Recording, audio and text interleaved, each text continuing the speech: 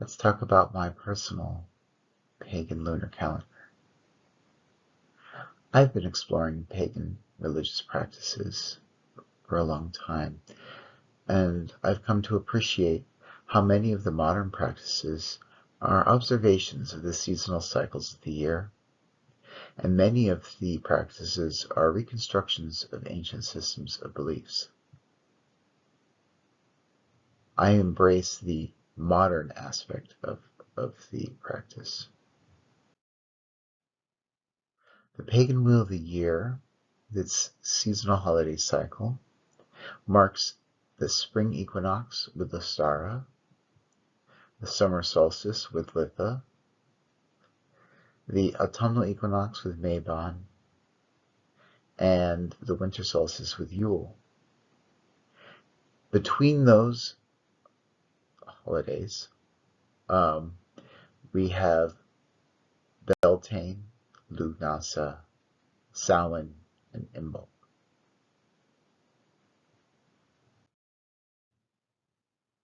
I also appreciate the heathen feast days and bloats, usually held on the full moon. It makes sense that in an ancient culture that was dark and cold so much of the year, that your emphasis would be to observe the moon rather than necessarily the sun. The seasons change a lot less. It makes sense to me that before we had standardized and global time and date systems, that we did track the passage of time by the day in the sun, and the passage of the days by the phase of the moon, and the passage of the year by the seasons. The easiest phase of the moon to observe is the full moon, in addition to its full round shape. On the night of the full moon, it rises in the west at the same time as the sun sets in the east. So you'll see them directly across from each other in the sky, and that marks the full moon. Astronomy today can measure and calculate the exact date and time of each full moon and the equinox and solstices.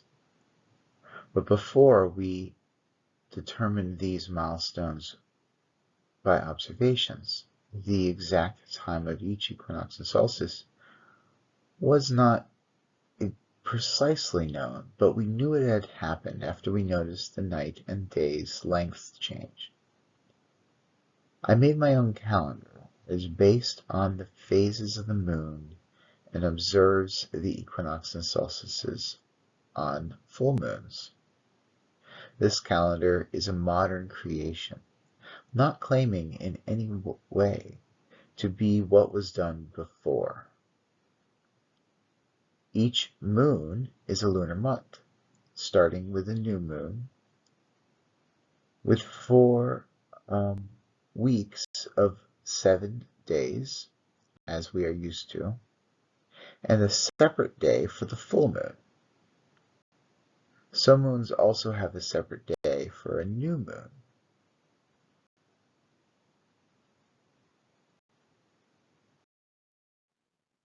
My calendar, the 7 days of the week, use the Old Norse gods and the sun and the moon.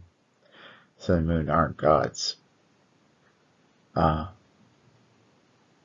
We have Moon Day, Tira's Day, Woden's Day, Thor's Day, Frigg's Day, Njord's Day, and Sunday. The Old Norse didn't have Saturday, they called it Bathing Day. And many of people today connect bathing in water with Njord, the god of the sea. So what was Saturday is now Njord's Day. The full moon doesn't fall on one of those days. It has its own day, a bloat day. It's a day between the weeks, in the middle of the month. Some months also have an extra day for the new moon at the beginning. This extra day is not in every month. So I called it Loki's Day for its seemingly random nature.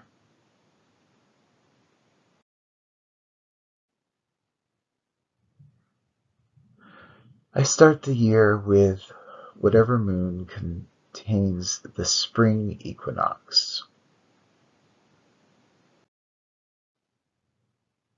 Just as the rising sun starts the day, the awakening of nature in spring is the start of this year. This shift of months will put what we call October, November, and December at the 8th, ninth, and 10th month, respectively, their original place in the old Roman calendar.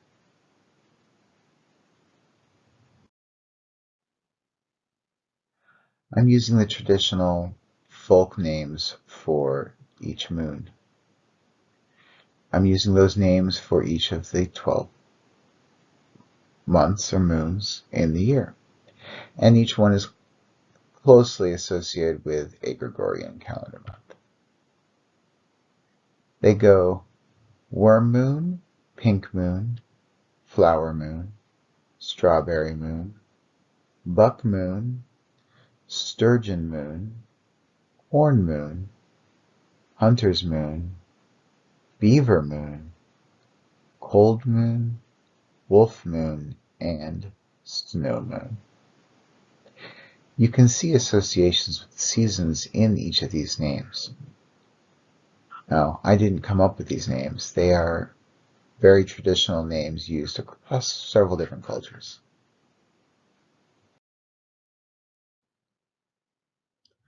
Science has done the work to calculate the day and time of each of the full moons. We can use this to find out our calendar's dates, to convert them from the Gregorian calendar dates. I start by entering the day of the full moon at the middle of the calendar and fill the rest of the days of the month accordingly.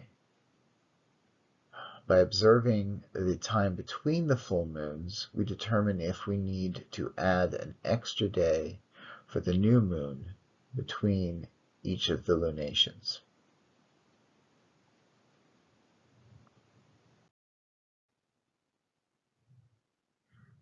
This is a blank 29-day month. This is another version of it. I think this one is the most clear.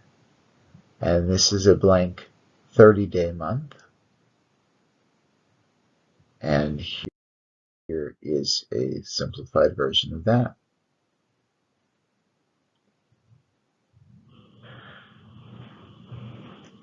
The